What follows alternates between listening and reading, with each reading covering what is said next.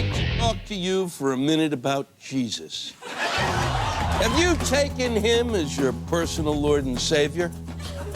No? Then you're probably not in politics.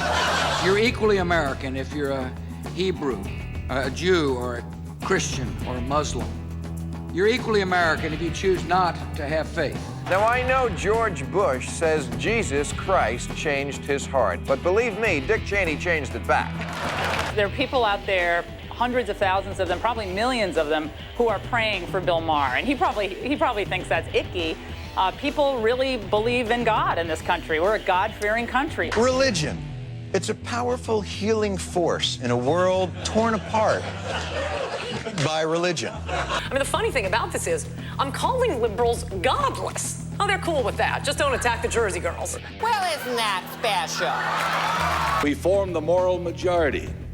That we weren't intending to say that everyone else is of the immoral minority. Here's something you ought to say first thing when you wake up in the morning. Here's something you ought to say just before you go to sleep at night. Here's something we always say on the third Wednesday in April after the first full moon in spring at 4 o'clock when the bells ring. We are here to take a stand for our religious liberties and our religious freedoms, and they are under attack. I'm telling you that that's the only righteous message for this evil nation that has gone the way of the Brokeback Mountain. God's wrath is upon this nation. No one is to stone anyone until I blow this whistle. Do you understand? You know, I rather like this God fellow. He's very theatrical, you know. A pestilence here and a plague there. Omnipotence. Got to get me some of that. Guys! How are we supposed to have a conversation when everybody's talking at once? What's happening here? Why is the gospel of love dividing America? I think we make a mistake when we Never mind. I'll find out for myself. serious debate.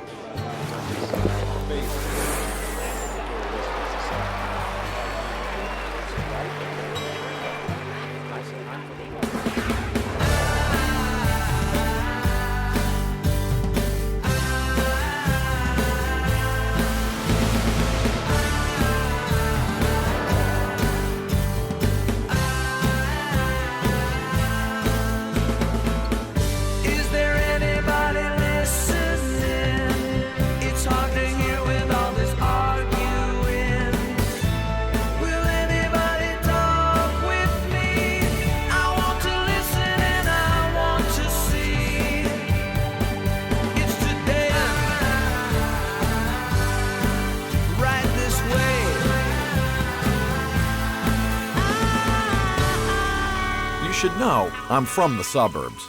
My parents broke up shortly after the Beatles did, and I grew up the eldest of 3 in a single-parent home where our TV got 4 channels and Pat Robertson's The 700 Club was always on one of them. As a teen, I went to an evangelical church, though I think we called it charismatic back then, and biblical prophecy was hotter than roller disco. The motion picture you are about to experience is fiction. The prophecy is not. I would rather have been scared into heaven than have to go through this. A Thief in the Night is coming from mp4 Pictures in color. Please do not reveal the ending.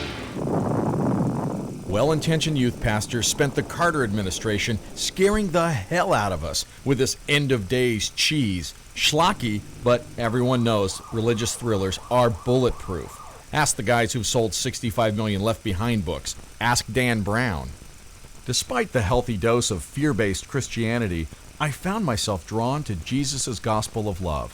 I turned 16 and was baptized. But still, my church confused me.